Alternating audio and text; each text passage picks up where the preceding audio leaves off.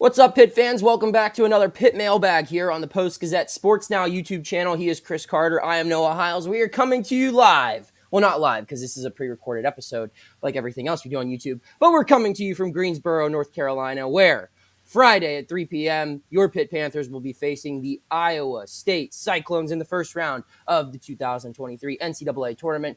Chris, how are you? I'm doing great. We're in the same Airbnb place right now, relaxing before we go to practice.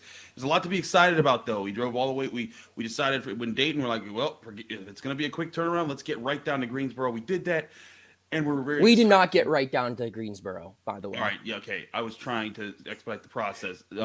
Basically, it was a long way to get down there, but we're here and we're excited. And there's a lot to talk about with this Pitt basketball team, and Pitt football is getting ready for spring ball right now. Absolutely. We have all Pitt basketball questions, though, for this mailbag, and we're going to jump right into it. First question is from Brian.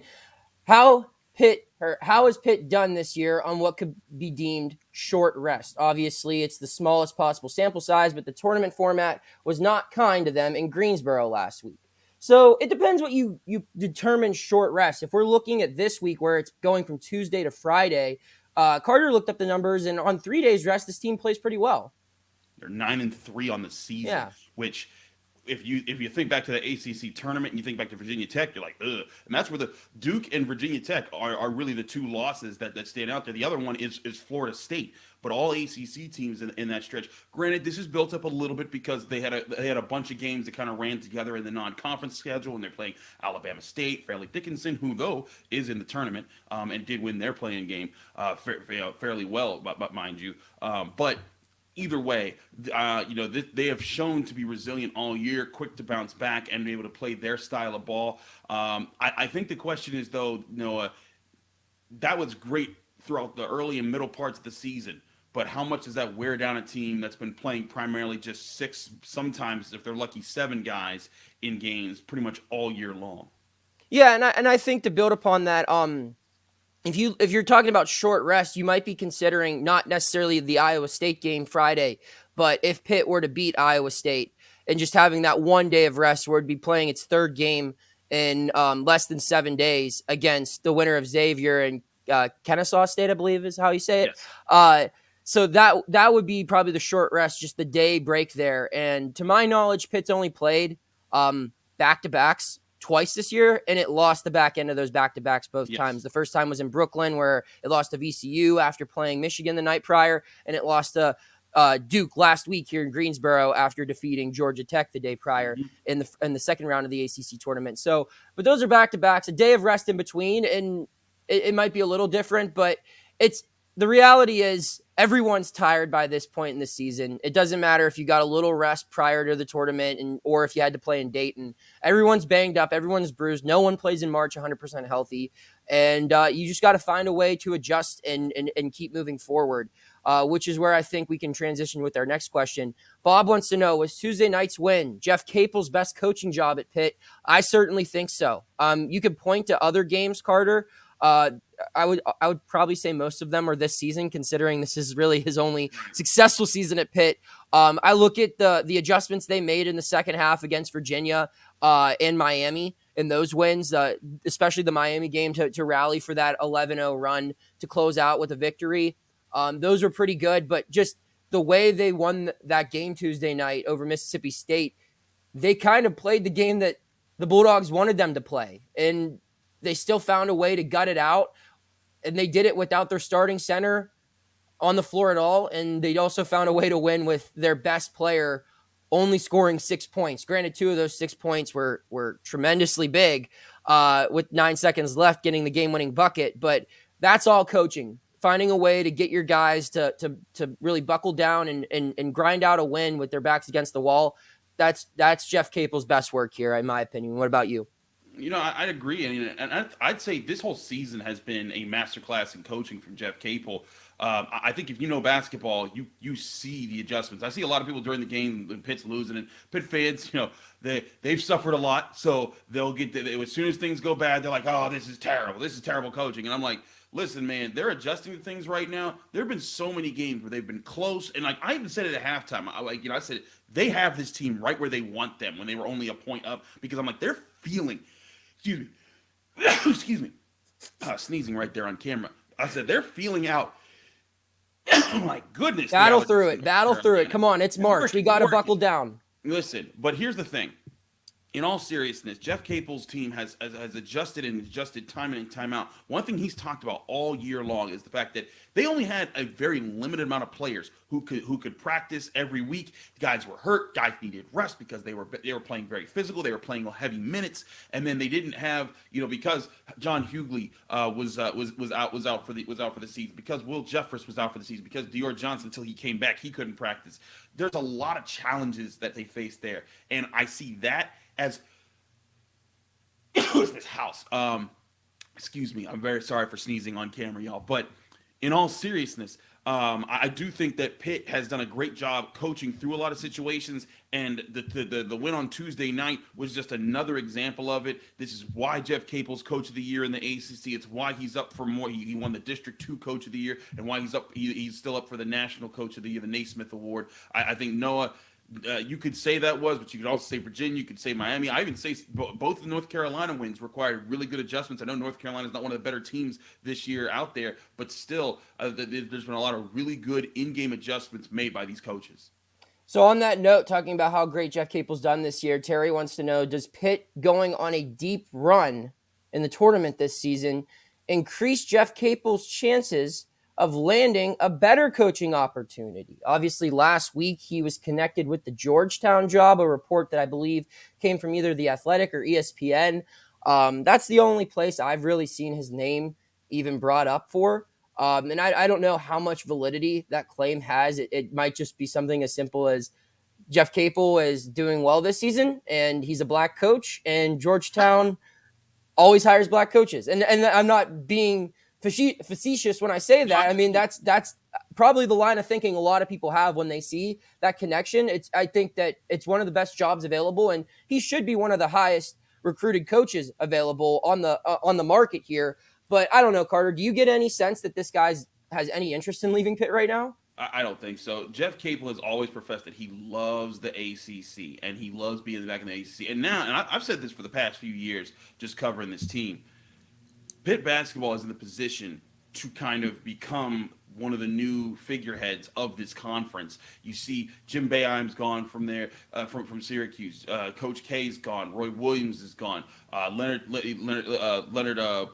Hamilton. Thank you. I was blanking on his last line. Leonard Hamilton is, probably not at Florida State much longer. Mike Bray's gone. Like a lot of the big name coaches, Tony Bennett's still there, but a lot of the big name coaches have left their programs, and it's opened a door for, if Pitt could seize the moment, if they can become an ACC power, they could be the team that everyone talks about running this conference in some time. It still takes some work. They're not there yet. They only finished with a 5th seed and didn't only got one ACC tournament win, but if this year serves as a springboard into some great years for Pitt in the near future, that could be the situation. If I'm Jeff Capel, why would I run away from that if I can be that program in the ACC and also be the person? You're the coach that brought Pitt back, and not just brought Pitt back for a season, but made Pitt an ACC power. You get your name in the legendary ACC coaches list, and I think that that's something that he would definitely appreciate with the lineage he has through both his father as a basketball coach and through the ACC where he played and coached under Coach K. Now, I don't know if I'd call Pitt an ACC power yet, but I think I'm saying they have the potential to be. Yes, if the door is open because of the right. other teams that aren't ACC. I mean, everyone talks about how the ACC is not that strong right now basketball wise. I think that there's a door open, and if he can get there, I think he sees that door open. Now, if another ACC job opens, maybe that's the thing. But I think that he is committed to making this work right now. And with the success he had this year, I think there's a chance to springboard to get to that point if they make some good recruiting moves and they develop some more really good players. Yeah, and I think that's my big thing that I focus on when I get asked about, Jeff leaving or wanting to go to Georgetown or really anywhere else. It's if he were to leave, he's going somewhere where the house is already built. I mean, this guy just spent 4 years of pain and misery dealing with all of this nonsense, with this team struggling and him being all stressed. They're finally starting to win. Why would he leave now just to go somewhere else to do it all over again, where the pressure's higher for some of these places? I mean, don't get me wrong. I think Pitt had high expectations for him when he came in, but the bar had been so low due to his predecessor. I think people had some patience. At Georgetown, you have the resources, you have the natural prowess where you're expected to win early. It Yeah. doesn't matter who you are. And I don't know if that's something you want to sign up for if you're Jeff Capel. Whereas it's like, do you really want to go rebuild an entirely new program with high expectations? Or would you rather stay here and live in the mansion that you just built? And it's, don't get me wrong, it's not the biggest house on the block, but it's looking pretty nice right now. And things are finally looking up for Pitt. I don't get why he would want to dip right now. Now, if he can replicate this type of success and Pitt can continue to build, there might be a conversation in the future Right. where he can get a job that wouldn't require a total tear down and start over, where he could go to a place that has a great recruiting class already coming in and that has a winning culture, and he can take it from, a good team to a great team. I could see that opportunity potentially opening up, but not right now, not for Jeff Capel right now, in my opinion. I mean, the only jobs I would think that this guy would make sense to pursue would be maybe like something like Texas. And I don't think that Texas has any interest in Jeff Capel. While he's had a phenomenal coaching season, I mean, they could pick really anyone. And I don't know if he's on their radar. If he is, maybe that's something he would want, but I'm not sure if that's something he's been approached about right now. So long story short, yeah, I think that Capel's worked hard to build what he has here at Pitt. And it's going to take a little bit more than just, a cool Bulldog logo and some awesome 80s basketball history to lure him away from all of his hard work. So we'll move on now to a question from Greg. And this is not Greg Elliott. I'll make that very clear. Although I hope Greg Elliott does read our mailbags. Greg wants to know our thoughts on John Hughley entering the transfer portal. It's an interesting thing, but Carter, you covered John Hughley longer than I have, so I'll let you answer it first.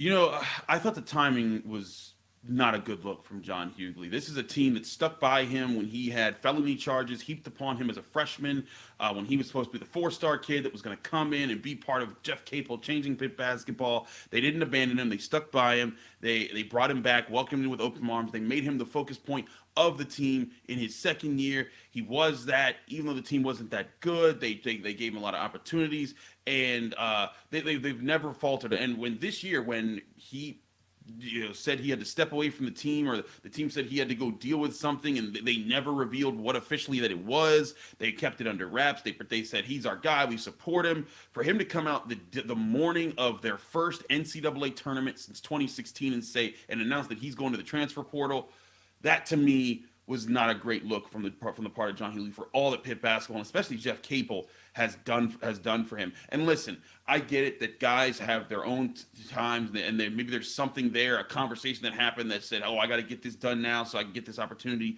for me," or maybe there's some other conversation that's happened behind there. I'm not saying that he did this intentionally, maliciously, but because I don't know, I don't have, I haven't talked to John Hughley about that, but I will say this: it's not a good look when you see it from the outside. And John Hughley, you kind of look at his time at Pitt as a disappointment. His first year, he only played a couple games, didn't look that good, then got suspended for being in trouble with the law. His second year, led in points, led in rebounds, but was obviously a guy that they needed to grow and needed to get better. He comes back, has his knee injury, doesn't play that much this year, doesn't look good, and now he's gone. This guy was a four-star center. He was supposed to be the guy that was supposed to be the big point, like him and Justin Champagnie and Xavier Johnson. Like, that was the hope. I remember covering his first games at the Peterson Event Center, when everyone was thinking, like, man, could this be the team that fixes Pitt? And for him to not be part of that, I think it's sad to see that opportunity wasted. But who knows? He's got another situation going. I think it's also interesting that Marlon Barnes, who comes from the same high school as John Hughley, said, "Hey, I'm not wavering at all. This Pitt's where I want to go." But good luck to John Hughley. I think that he certainly has he certainly had some really good moments for Pitt, and I think there was potential there. I mean, I remember Noah early in the year. Greg Elliott talked about how, like, I'm excited to play with that guy. He told me, like, "Hey, you're here to we're here to work as a pair," and that pair never manifested. It's a disappointment. But again, maybe he's got something else going on that we aren't privy to that kind of spurred this decision coming when it did. Yeah, and I'm not gonna sit here and trash John Hughley, because I think you got to make whatever decision is best for yourself. Right. I'm never gonna begrudge a player for doing that, but I do think that Yeah, you probably could have gone about it a better way. That's That's all. And I think we're both on the same page there. And I'm someone that's really big on, for the most part in your professional life, or in this case, he's not a professional athlete, but like, you want to have a good relationship with your employer, but at the end of the day, it's a business decision, and you've got to go and do. But right. when your program, with this case, it's not his employer, but when your program has done a lot of big things for you, and before you really had done anything for them, aside from committing to it. I mean, Pitt's had his back before this guy even really played a game for the Panthers. And for him to kind of make that decision right then and there, I don't know if that's the best look, but overall, it doesn't matter. I mean, this is a guy who, like, it's just the era of basketball that we play in, where if you look around and you see that this isn't your best possible situation, you need to go find something else. And I think that the writing was on the wall that Federico is the future of this front court. And those twin brothers behind him on the depth chart, they're going to be pretty darn good too. And I think that they kind of translate to the better style, or the style of basketball that Jeff Capel is recruiting for the future, and that they want to play. And John said, well, next year, I'm either going to be at best fighting for a starting spot, having to adjust my game to move to the 4, or I'm coming off the bench as a sixth man role. And he didn't want any of those three things. He's a guy who's played in the ACC and been the best player on a team in the ACC. He has that confidence, and he wants to go elsewhere and try to find that opportunity again with another team. I have no problem with all of that. I probably would have just waited a little bit longer, but or just wait till the day after the game. Like maybe if they after they win the game, it's like, hey, that's a great moment. I'm going to make my decision, so it's not impacting your plays that morning. But again, his decision. But I agree. The style of play that Pitt's looking at. You look at what they're going to look like next year roster-wise. Jalen Lowe, Dior Johnson. That's going to be a guard-led team with Blake Hinson still most likely just still going to be on the team. Federico's still going to be there. They're going to ask John Hughley. You're not going to be the focal point of that team. You're not going to get all the feeds that he got most of last year, which is what they were trying to operate the offense through. You're going to need to move more. You're going to need to play like Federico, where you're floor running, you're moving, and that's just not John Hughley's game. No, so I think it's also a style, like you said, a style change. And he's like, you know what? That's not going to fit me. Jeff Capel probably said, hey man, this is what we're aiming to be next year. Can you fit this? And I'm not saying that's definitely what happened, but I can see that conversation happening. John being like, let me take that into consideration. And then he said, like, you know what, this isn't the best fit for me next year. But again, good luck to him. These guys are these are all college age kids. These are guys in their late teens, their early 20s, making decisions, trying to figure out their way into the world. I don't begrudge John Hughley for doing it. Again, my whole point was just it wasn't a good look, but we never know all the factors that play into some of these decisions that we just see get announced because they post stuff on Twitter and then we see it go through the transfer portal. All right, final question. Then we got to head over to Pitt practice, Carter. Dave wants to know, with Hughley gone, is Pitt's biggest priority in the transfer portal finding a new big man? I don't think they're biggest. I think that they need another sharpshooter next year. I think that Blake Hinson's been great, for what he's done for Pitt, but I think they need another Greg Elliott type to go with the Dior Johnson. I also think they need a guard who can kind of handle things next year and as a veteran and handle the ball. I think that Jalen Lowe and Dior Johnson could be an interesting pair there to battle for that. But I think you want a veteran court presence who can kind of handle things, settle everyone down, and be the floor leader to handle that. I'd be looking at replenishing the guard room because you're thinking Jamarius Burton's going to be gone, Nelly Cummings is going to be gone, Greg Elliott's going to be gone, Nike Sabandi's going to be gone, and yes, Dior Johnson should be activated. I think he'll be back next year, and then Jalen Lowe will be there. That's great and all. I think that they still need a couple more guys to kind of replenish who they lost this year and keep that backcourt strong. What do you say? I think I don't know if it's necessarily a Hughley type player or just like another 5, but I would probably actually go with like a stretch 4. Basically, if they could find like a Blake Hinson light, if you will, and that could very well just end up being Jorge Diaz-Graham. Could be. Because I think Guillermo will be a good backup to the 5. I just think if you could find someone who could run the offense for just a couple possessions a game, a veteran guy preferably, and then someone who's like 6'9" who can play down low and help with your rebounding, but also a shooter. Just someone who's like a well-rounded sixth man stretch 4 type guy who can play anything from like the 2 to the 4. That allows for Guillermo and Fetty to really just focus on being on 5s. It allows Blake to do a little bit more, I think, outside of the paint defensively and focus on the best areas of his game. So I think you want to you're not going to find guys who can be your Greg Elliott, Nike, Nelly Cummings, and John Hughley. You're not going to find like 4 of those exact players, and I don't think you necessarily need to. But if you could find a guy who can do a little bit of what 3 of those 4 guys can do, as far as being a sixth man, as far as, providing some outside shooting and providing some defense down low, some physicality, I think that's what you're going to want to try to find. And that's easier said than done, but hey, Pitt's had some successes in the transfer portal. Carter, that's another mailbag. You got any final thoughts here before we head out? All I got to say is to the Tesla. Let's go. All right. We'll see you then. We have all of your Pitt coverage that you need. We'll be in the locker room. We'll be at the pregame pressers, and we will be there courtside when Pitt and Iowa State tip off. Keep tuning in here for our analysis on YouTube, and keep checking out our work at post-gazette.com. We'll see you later. Thank you for checking out this content from Post-Gazette Sports. If you liked the video, please like it and subscribe to our YouTube channel. If you enjoyed it on Apple Podcasts, please rate us 5 stars on Apple Podcasts. For 6 months of digital access to post-gazette.com for just $6, click the link down in the description.